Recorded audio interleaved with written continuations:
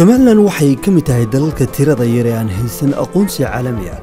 balse waxay kaga duwan tahay dalal badan dhowr arrimood oo ka mid tahay heshiisyadii lagu nabadeeyay beelaha wadadega dalka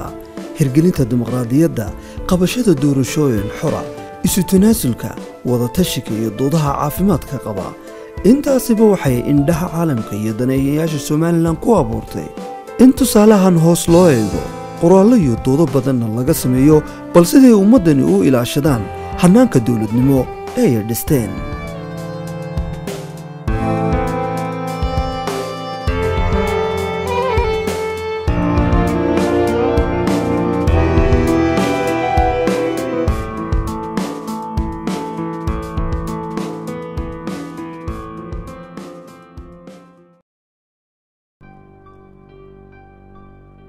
maxadka cilmi baarista bulshada iyo horumarka loo yaqaan Suraadi waxa dhidibada loo taagay sanadkii 2007 waqtigaas oo dalku ku jiray murano siyaasadeed oo ku salaha dhinaca sharciga iyo dastuurka u yaal dalka Suraadi waxay isu xil saartay inay wax ka qabato muranada siyaasadeed iyo dardargelinta dimuqraadiyadda iyadoo bilowday doodo shirar duceedyo iyo sidoo kale cilmi baaris qoto dheer oo lagu kuurgalayo caqabadaha sharci iyo farsamo ee mararka qaar keenta in la iskhilaafo taasoo hakad gelisa geedi socodka dimuqraadiyadda ee Somaliland himilooyinkeedii lagu dhisay baa wuxuu ahaa inay ka qayb qaadato social policy waxa loo yaqaan siyaasadda mujtamaca iyo inay ku samayso baaritaan horumarinta iyo siyaasadda mujtamaca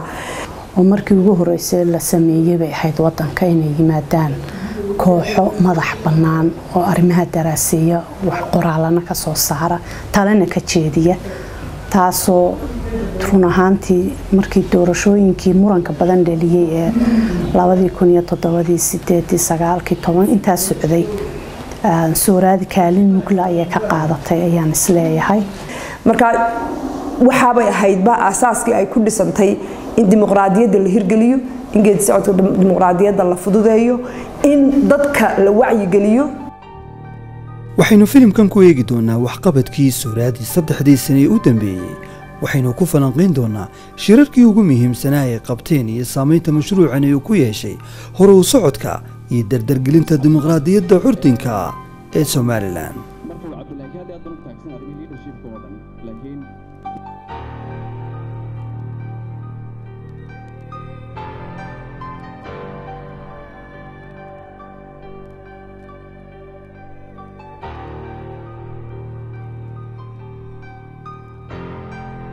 Suraadi iyadoo ka duulaysa wadciga dalku marayay ayaa waxay isugu yeedhaa aqoon-yahano dhexdhexaad ah oo ku xeel dheeraa gurfaynta siyaasadda dalka si ay uga arrimayaan isla markaana soo jeediyaan talooyin wax ku ool ah oo lagu samato bixiyo siyaasadda murugsan ee dalka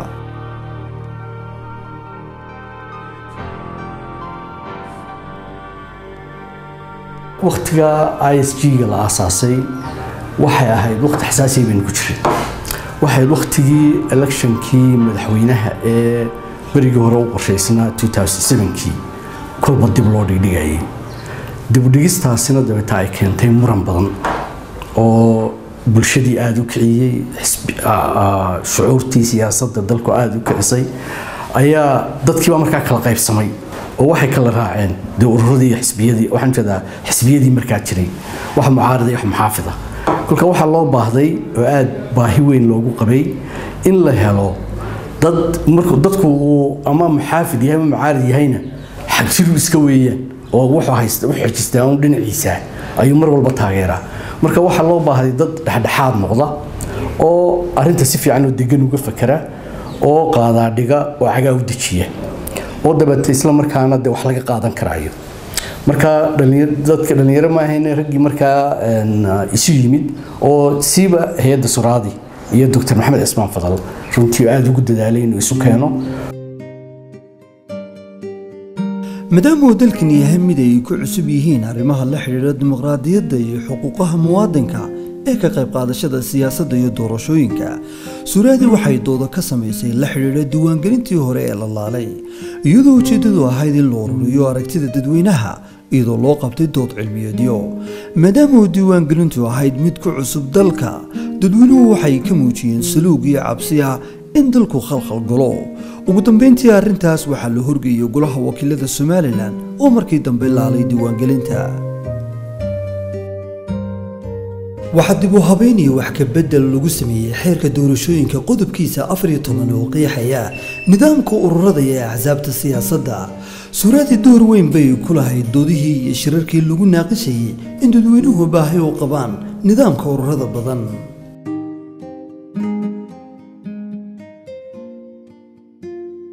xeer number 14 wax ka bedelkiisa dib u eegistiisa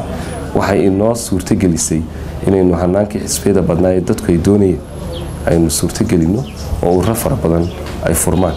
kadibna loo gudbo doorasho lagu tartamo 3 xisbi qaran iyo xildhibaano golayaal deegaan ay ka soo baxaan suuradii toos inuu hawlihiisa ama activitieska tooska ee uu ku fognaa uu hadibad maayo urur ahaan uga qayb galay gaar ahaan xisbiyada ama ururada badan furitaankeedii maxaan ku rahdaa iyo dhaqdhaqaaqoodii iyo socodsiintoodii iyo doorashooyinkii arrinta xusida mudane ee suuradii bilowgeeda wax ku lahayd ayaa abuurista madal loo wada dhan yahay oo lagu falanqeynayo in la furo ururada siyaasadda iyo in kale haddaba guddiga madaxweynaha jamhuuriyadda Somaliland Axmed Maxamed Maxamuud Silaayo oo digriito ku magacaabay ee raayay ururinta in la furo ururada siyaasadda iyo in kale suuradii waxay ku lahayd xubin firfircoon oo guddiga ka mid ah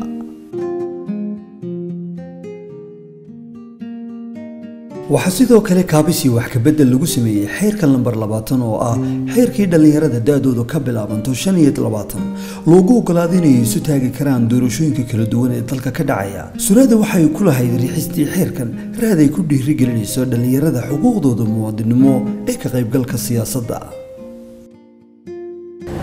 xeer number 20 furistiisuna waxay iyaduna suurtagelisay inay dhalinyarada iyo qaybihii bulshadu qaar ka mid ah ka qayb galeen inkastoo ka xumahay oo dumarkii iyo maxaa la raday dadkii bulshooyinkii la haybsoocay iyo ayna wili chance badan oo dhiirigelinada ay xeerka ku helin haddana dhalinyarada kale waxay heleen fursad ay kaga qayb galaan xeer ruuxaantii suuradii kaalin aad iyo aad weyn bay ku lahayd suuradii oo mid ka mid ah ururada qaangaadhka runtii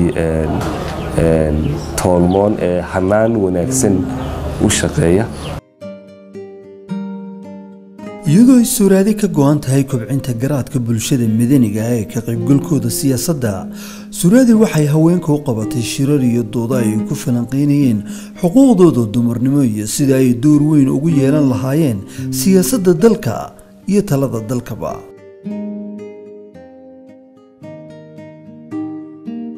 suuradi waxay wada shaqayn leeyihiin hay'adaha u dooda xuquuqda dadka la haybsooco iyadoo caqabadaha ugu badan ay soo baxaan xilliga doorashooyinka suuradi waxay dooda ka qabatay bal sidii loo maareyn lahaa arrinta beelaha la haybsooco u baahan in hoos loo eego isla markaana loo helo xal waara suuradi door weyn bay ku lahayd doorashooyinkii kala duwanaa ee dalka ka dhacay waxay wada shaqaynayeen isfaham uu ka dhaxeeya guddiga doorashooyinka qaranka waxay ka mid ahayd suuradi 7 hay'adood oo maxalli ah oo guddiga kala taliya arrimaha doorashooyinka suuradi waxay ka mid ahayd ururo dhowr ah oo runtii aad noola shaqeeyay komishanka oo aanu la galno wax la yiraahdo memorandum of understanding yani isfaham sidaan u wada shaqeyno aanu samayno marka ilaa 6 urur oo aan kuwa dawladaha ahayn ama NGO la yaqaan bay ka mid ahayd runtii marka waxay noqotay in ay suuradi la shaqeyso guddida doorashooyinka qaranka oo ay ka soo qayb gasho guddi ay actually markii dambe iyaba garteen guddida maxay doorashooyinka qaranku oo ahayd civil society-ga ama hay'adaha aan dawliga ahayn ee rayidka ah in ay guddi ka samaystaan la talisa oo advisory committee la yiraahdo marka advisory committee-gaasi suuradina ka qayb noqotay weliba ugu firfircoonayday chair oo ahayd 7 hay'adood bay ahaayeen oo ay ka mid ahaayeen hay'adaha wadaniga inta ugu muhiimsan sida nagaad iyo sonsaaf iyo kosongo iyo hay'ado kale badan gebi ahaantiinba waxaad ku soo dhawaataan goob kasta iyo meel kasta aad ku sugantiinba falanqayn ama dood la xidhiidha muddo kordhintii ay dhawaan golaha guurtida jamhuuriyadda Soomaaliland ay u sameeyeen golaha wakiilada ee Soomaaliland golaha guurtida Soomaaliland ayaa u sameeyay golaha baarlamaanka muddo kordhin labaad iyadoo ay jireen sababo farsamo oo dhinaca doorashooyinka arrintaas oo xisbiyada mucaaradka iyo bulshooyinka Soomaaliland ay ka keeneen dareenno kala duwan suuraadi iyadoo ka duulaysa arrintaas ayaa waxay soo qaban qaabisay dood cilmiyeed lagu lafagurayay muddo kordhinta waxa laga soo qayb galiyay doodaas ururada rayidka xildhibaanada baarlamaanka iyo xisbiyada qaranka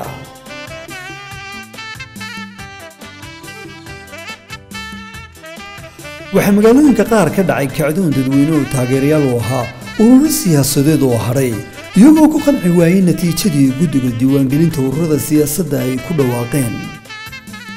ururada siyaasadeed ee haray suraadi waxay u samaysay dood ay ku falanqeeyeen khaladaadkii dhacay ee keentay inay haraan caqabadihii jiray iyo casharada laga baran karo doorashada dhacday suraadi waxay sanadkiiba qabataa shirweyne ballaaran oo lagu soo bandhigo cilmi baarisyo warbixino iyo bugaag daabacan oo lagu soo ururiyay xogtii doodihii iyo shirarkii suraadi ay qabatay haddaba shirkii ugu horeeyay ayaa ahaa 2011 kaasoo ka hadlaya horumarka Soomaaliland 20 sanadood oo dalkani jiray muddadaas oo hanaan dawladeed oo dhisan uu jiray sidoo kale shirkani waxa uu wax ka oranayay baahida ka jirta horumarinta hay'adaha dawladda iyo ugu dambeyntii dimuqraadiyadda ka jirta Soomaaliland suuraadu waxa kale oo ay mar walba isku daydaa inay maaragtay shirar sanadkiiba shir weyna la qabto shirweynahaas oo ka hadlaya maaragtay arrimaha dimuqraadiyadda Soomaaliland iyo sidii loo kobcin lahaa marka kulley aniga waxay la tahay waa ururada kooban ee ku jira ayay ka mid tahay waxqabadkooduna uu joogtada yahay qoraalana ka soo saara hadba heerka ay marayaan dimuqraadiyadda Soomaaliland iyo doorashooyinkeeda shirar badan oo ay qabteen oo afar ahaa laba kamid ah waan hubaa inaan ka qayb galay wax ku cusub wax tar weyn leh oo inagu cusub in dad aqoonyahana si furan inta la isugu yeedho si furan looga doodo mawaadiicda markaa taala ee kala duwan ee ku saabsan horumarkeena runtii waa wax unique ah ahayd oo fariida oo aan ugu mahadnaqayno Dr. Fadal oo hogaaminayay iyo ururka guud ahaan dhalinyarada ka shaqeynaysay oo aad dhalinyaro khibrad leh ahayd aqoonna ay ka muuqatay dadweynihii kale ka soo qayb galay aqoonyahanadii kale jaadka ahaa runtii ina aad ugu mahadsan yihiin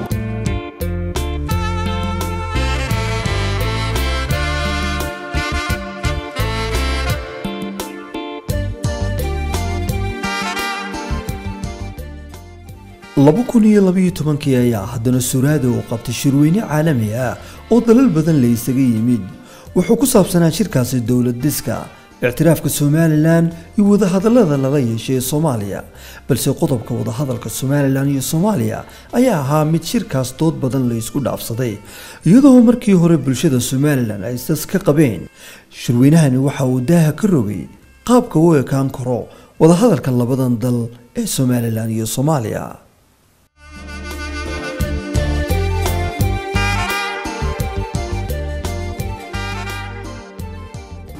ugu horeyn horta shirka shir weyn buu ahaa horta waxa ka soo baxay beebarre cilmi ah oo la daabacay oo soo baxay ama beebarre cilmi oo xilligaade soo baxay oo qof walba uu soo jeediyay dhinac walbana taabtay xagga state-ka dubudhiska tan wada hadalka siyaasadda arrimaha dibadda marka aniga waxay la muuqataa wuxuu ahaa shir intellectual oo ay isugu yimaadeen dad waxgarad ah talooyin badan oo haddii lagu camal falo ama la raaco cid walba anfacaysa ugu horeyn dadka hoggaanka ee leadershipka ah iyo dhammaan hay'adaha kale ay khuseysay qaranka ayaa shirkaa ka soo baxay waxaanu ahaa shir muhiima oo xilligii loo baahnaa dhacay buu ahaa sidaad og tahayna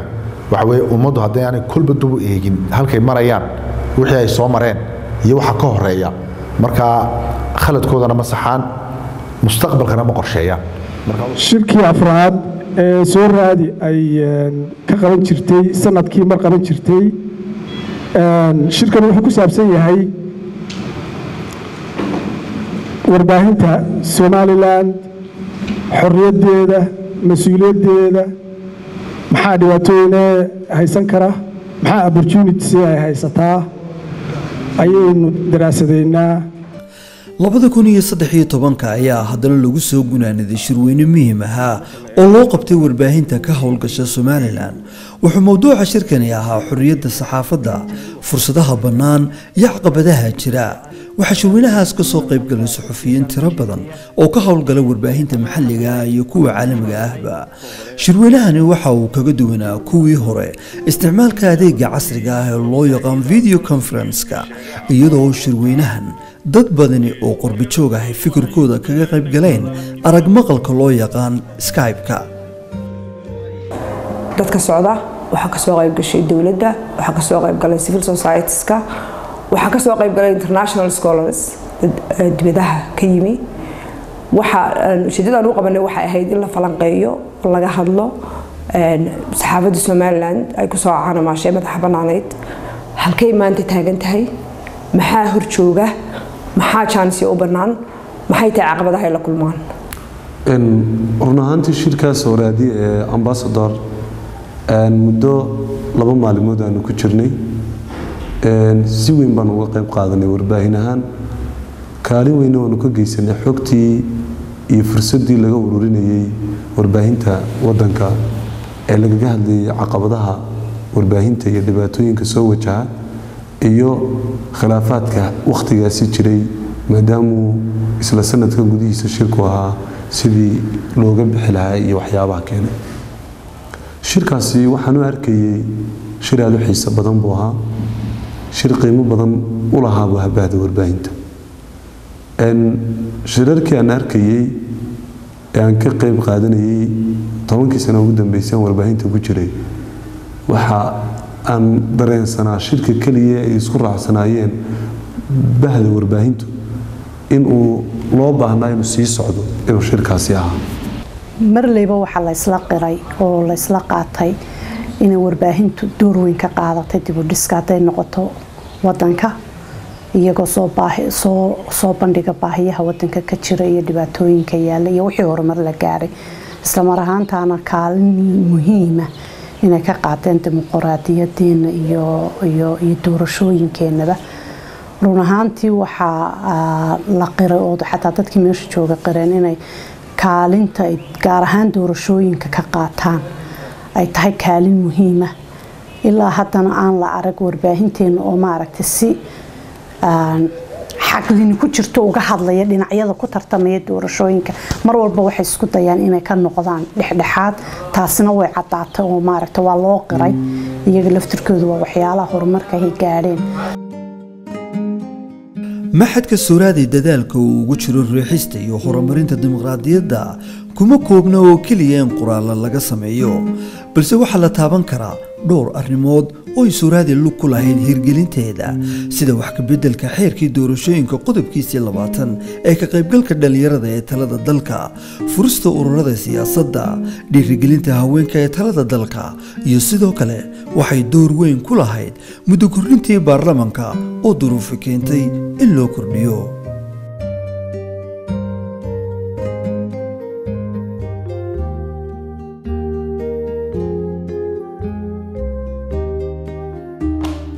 dhammaan shirweynayaashaas waxaa ka soo baxay bugaag daabacan oo lagu soo ururiyay cilmi baadhis iyo macluumaad ku saabsan geedigii horumarka iyo dimuqraadiyadeed ee Somaliland waxaa bugaagta daabacan loo qaybiyaa jaamacadaha dalka iyo xarumaha lagu sameeyo cilmi baadhista haddii aad u baahan tahay nuqul bugaagtana fadlan booqo xafiiska Suuraadi ee magaalada Hargeysa sidoo kale waxaad ka daalacan kartaa bogga internetka ee suuraadi.org